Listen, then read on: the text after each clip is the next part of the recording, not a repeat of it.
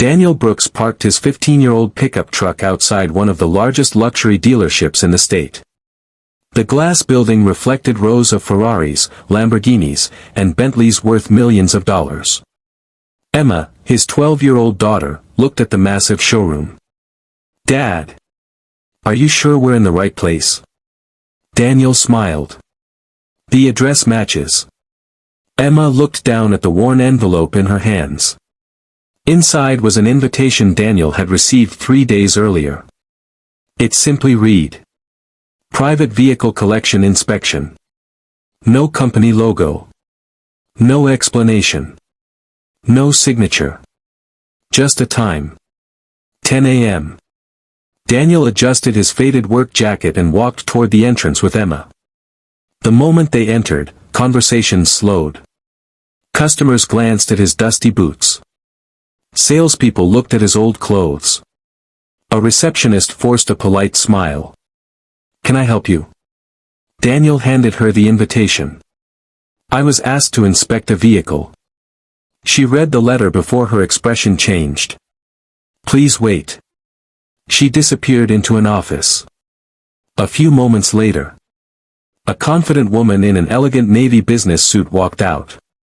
Victoria Hayes, CEO of Hayes Prestige Motors.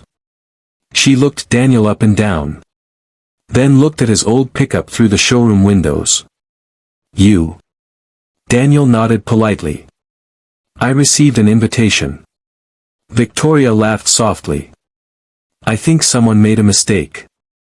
My dealership doesn't hire roadside mechanics." Several salespeople laughed. Emma quietly lowered her head. Daniel remained calm. "I'm only here because someone asked me to come." Victoria folded her arms. "And who exactly invited you?" Daniel showed her the letter. She looked at it for only a second. "I didn't send this." "Which means you're trespassing." Emma nervously whispered. "Dad. Maybe we should leave." Daniel gently smiled. "If they don't want us here, we'll leave." Just as Daniel turned toward the exit, an elderly man rushed into the showroom. "Mr. Brooks." Everyone turned. The man hurried toward Daniel. "I'm so sorry. I've been delayed." Victoria looked confused. "Mr. Whitmore?" The elderly gentleman nodded. "I invited him." Victoria frowned. "But he's just a mechanic." The man smiled. "No. He's the only person I trust to inspect my collection." Victoria's expression hardened. "I own this dealership. I decide who walks these floors." She turned toward security. "Escort them out." Daniel calmly raised his hands. "We're leaving." But before security could move, Victoria pulled out her phone. "I've had enough." She dialed emergency services. "I need officers at Hayes Prestige Motors. We have 2 trespassers refusing to leave." The entire showroom fell silent. Emma held her father's hand tightly. Daniel remained completely calm. 5 minutes later, 2 police officers walked through the front doors. Victoria pointed directly at Daniel. "That's him. I want him removed immediately." One of the officers stepped toward Daniel. Then suddenly, he stopped. His eyes widened. He looked at Daniel for a long moment. Then, to everyone's complete shock, the officer stood perfectly straight and respectfully saluted him. The entire showroom froze. The showroom fell completely silent. The police officer's salute stunned everyone. Victoria stared in disbelief. "What are you doing, officer?" The officer ignored her. He looked directly at Daniel. "Sir. It's been a long time." Daniel smiled politely. "It has, Officer Reed." Victoria frowned. "You two know each other?" Officer Reed nodded. "I know exactly who he is. Victoria crossed her arms. Then tell me. Officer Reed took a deep breath. 5 years ago, I was a rookie officer. My partner and I responded to a building collapse after a gas explosion. The rescue team couldn't reach the trapped civilians. He looked at Daniel. Mr. Brooks wasn't a firefighter. He wasn't a police officer. He was simply driving past. Daniel quietly looked down. Officer Reed continued. He crawled through the unstable building 4 different times. He rescued 6 people. One of them was my younger sister. The entire showroom became silent. Emma slowly looked at her father. Dad! You never told me. Daniel smiled softly. There wasn't much to tell. Hello friends, welcome to my channel. Enjoy the video. Officer Reed shook his head. There was everything to tell. You refused every interview. You refused every award. You even refused the city's Medal of Courage.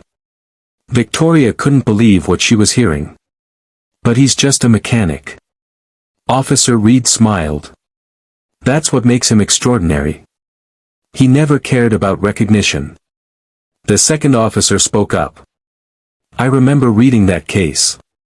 The man who saved 6 strangers disappeared before the reporters arrived. Officer Reed nodded. That man was Daniel Brooks. Emma's eyes filled with pride. I had no idea.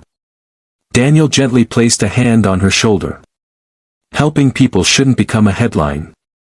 Just then, the elderly collector, Mr. Whitmore, stepped forward. Victoria. Do you know why I invited Daniel here? She slowly shook her head. Mr. Whitmore pointed toward a black cover in the center of the showroom. Beneath it sat a one-of-a-kind classic automobile. I've spent 2 years searching for someone honest enough to inspect that car. Every expert wanted to buy it. Every collector wanted to flip it. But Daniel has a reputation money can't buy. Victoria remained speechless. Then one of her sales managers rushed into the showroom holding a tablet. Ma'am. You need to see this. He turned the screen toward her. It showed an old newspaper article. Local mechanic saves 6 lives, refuses award. Below it were hundreds of comments praising Daniel's integrity. Victoria slowly lowered her phone. The police officers looked at her. Ma'am. Mr. Brooks committed no crime. He was invited here. The officers turned toward Daniel. Sir. We're sorry your morning was interrupted. Daniel smiled. No apology necessary. But before anyone could say another word, Mr. Whitmore uncovered the classic car. Daniel looked at it for only 3 seconds. Then quietly said, This isn't the original engine. The entire room froze once again. Daniel's words echoed through the silent showroom. This isn't the original engine. Mr. Whitmore's smile disappeared. What did you say? Daniel slowly walked around the classic car. He didn't touch it immediately. Instead, he studied the exhaust pipes, the suspension, the firewall, the rivets holding the engine bay together. Finally, he opened the hood. Several mechanics leaned forward. Victoria folded her arms. You've been looking at it for less than a minute. Daniel calmly replied. I only needed 30 seconds. He pointed toward a small metal plate near the firewall. That plate belongs to a later production model. Then he pointed at the engine mounts. They've been welded twice. Factory cars were never built this way. One of the dealership's senior technicians stepped forward. That's impossible. We inspected this car ourselves. Daniel smiled. You inspected the engine. I inspected the history. The technician frowned. What do you mean? Daniel reached beneath the dashboard and gently removed a small carpet panel. Hidden underneath was the original chassis number. He compared it with the number displayed near the windshield. They didn't match. The crowd gasped. Mr. Whitmore looked shocked. "How did you find that?" Daniel smiled. "Because whoever replaced the engine also tried to hide the car's real identity." Victoria looked nervous. "Are you saying this isn't the original vehicle?"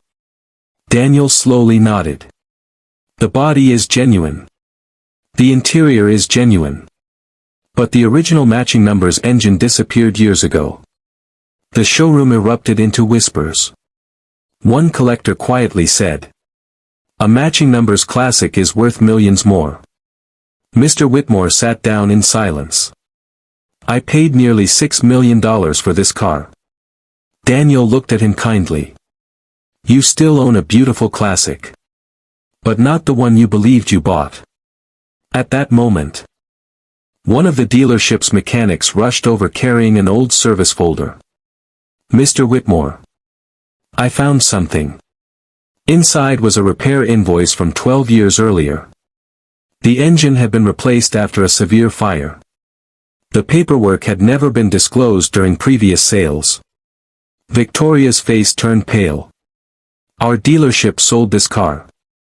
If this report is real, we're responsible." Just then, the front doors opened again. An elderly gentleman carrying a weathered leather briefcase walked into the showroom. He looked directly at the car. Then at Daniel. With a smile, he quietly said, "Young man, you're the first person in 15 years to discover the truth." Everyone turned toward him. Mr. Whitmore whispered, "No. It can't be." The old man slowly opened his briefcase. Inside lay photographs of the car exactly as it had left the factory decades earlier. And beside them, the original engine serial number certificate. The elderly man carefully placed the leather briefcase on the hood of the classic car. The showroom remained completely silent. Mr. Whitmore slowly stood. "I know that briefcase." The old man smiled. "You should. You saw it 20 years ago." Victoria looked confused. "Who are you?" The man opened the briefcase and removed an old factory ID card. "My name is Edward Collins. I was the lead engineer who supervised the restoration of this car at the factory." Gasps spread through the crowd. One collector whispered, "Edward Collins? I thought he retired years ago." Edward nodded. "I did. But I never forgot this car." Daniel carefully examined the documents. Every page carried factory seals, production records, engine serial numbers, assembly photographs. Finally, Edward placed one faded photograph on the table. It showed the exact same car leaving the factory decades earlier. Daniel compared the engine serial number in the photograph with the one currently installed. They were completely different. Daniel looked at Mr. Whitmore. "I'm afraid the evidence is undeniable. The original engine was replaced years ago." Mr. Whitmore sighed. "I knew something never felt right. I just couldn't prove it." Victoria looked embarrassed. "Our dealership verified every document before selling the car." Edward calmly replied, "You verified the paperwork. You didn't verify the history. There's a difference." The showroom became silent again. Victoria slowly lowered her head. "I owe you an apology, Mr. Whitmore. And Mr. Brooks. I judged you before giving you the chance to speak." Daniel smiled politely. "We all make mistakes. What matters is correcting them." Edward then reached into his briefcase one final time. He carefully placed a small brass key on the table. Everyone stared at it. Mr. Whitmore frowned. "What's that?" Edward smiled. "The reason I came here." He handed the key to Daniel. "For 15 years. I've kept the original engine in secure storage. The room froze. Victoria's eyes widened. The original engine still exists. Edward nodded. I promised the car's first owner I'd protect it until I found someone honest enough to reunite them. He looked directly at Daniel.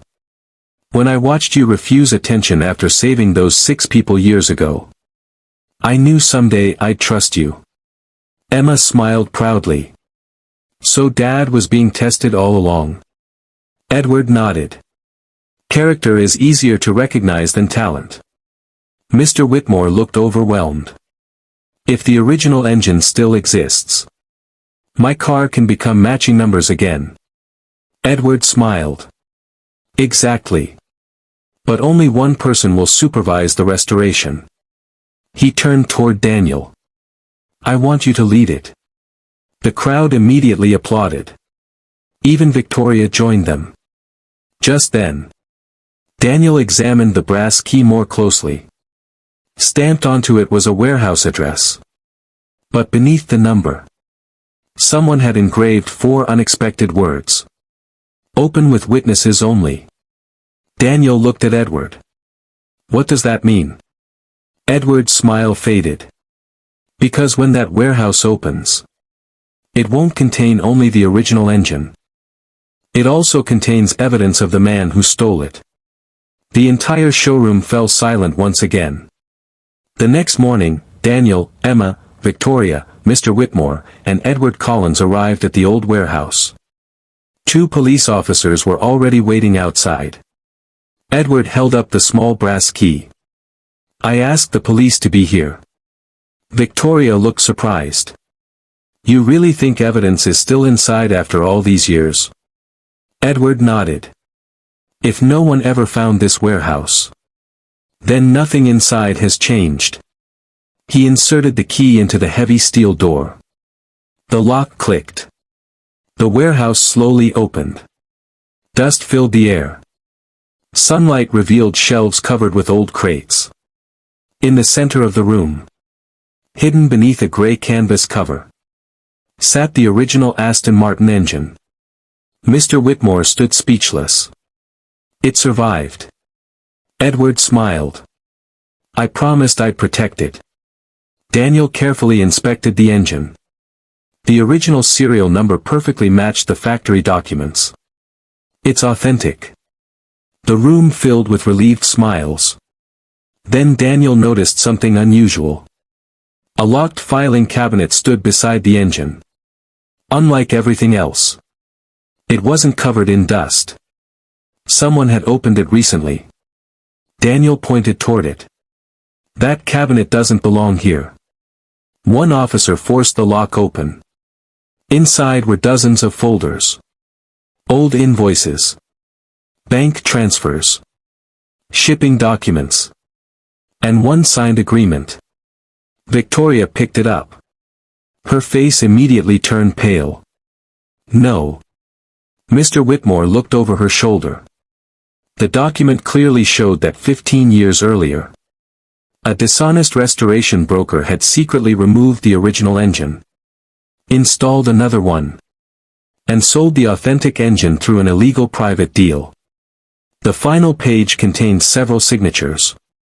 One name shocked everyone. It belonged to Richard Hayes, Victoria's late father. She slowly sat down. My father. He knew. Edward lowered his head. I'm afraid he did. Victoria's eyes filled with tears. I spent my whole career trying to protect our family's reputation. I never imagined this. Daniel quietly placed a hand on her shoulder. You are not responsible for someone else's mistakes. Victoria looked at him. What should I do? Daniel answered without hesitation. Tell the truth. That afternoon, Victoria held a public press conference. Standing beside Daniel and Mr. Whitmore, she spoke honestly. Our company failed to uncover the truth years ago. We are accepting responsibility. We will fully compensate Mr. Whitmore. We will also establish an independent authentication program to protect future collectors. The announcement earned respect across the automotive industry. People praised Victoria for choosing honesty over denial.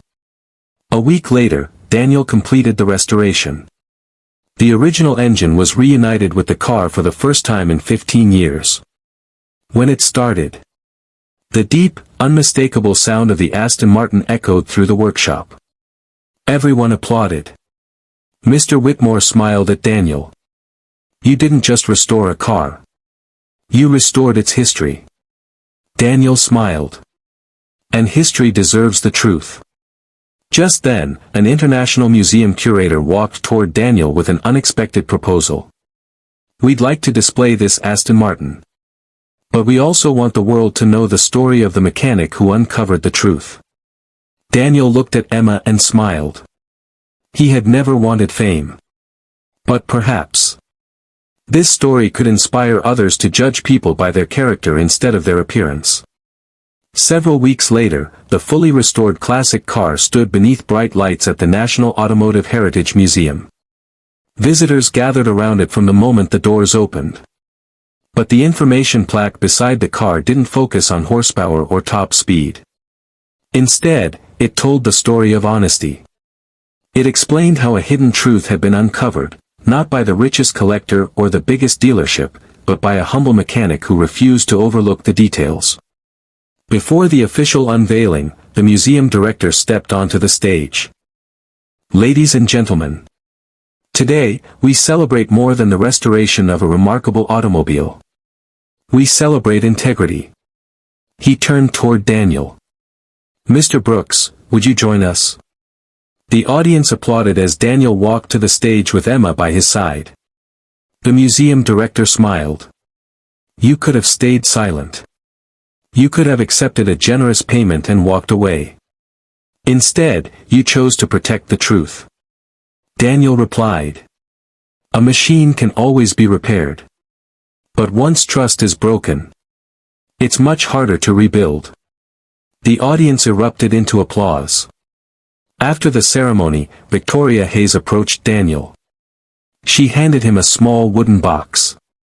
Inside was a polished brass nameplate. It read, "Chief Technical Ethics Advisor. Hayes Prestige Motors." Victoria smiled. "Our company has changed. Every classic car we buy or sell will now go through an independent authenticity inspection. I'd be honored if you'd help us build that standard." Daniel looked at Emma. She smiled and nodded. He shook Victoria's hand. "I'll help. But only if every customer gets the truth." Victoria smiled. "That's exactly why we asked you." Months later, the new inspection program became one of the most trusted in the country. Collectors gained confidence. Young mechanics joined Daniel's training workshops, where he taught them that honesty was just as important as technical skill. One afternoon, Emma looked at her father as they closed the garage. "Dad, do you ever wish people knew who you were before all of this?" Daniel locked the toolbox and smiled. "I'd rather they remember what we did than who I am." Emma laughed. "That's such a dad answer." They both smiled. As they drove home in the same old pickup truck, it passed a billboard featuring the restored classic car. At the bottom of the billboard was a simple message. "True value isn't hidden in what you own, it's revealed by how you choose to act." Daniel glanced at it for a moment. Then he kept driving. Because to him, the greatest reward had never been recognition. It was knowing that doing the right thing had helped restore not just a classic car, but people's trust in one another.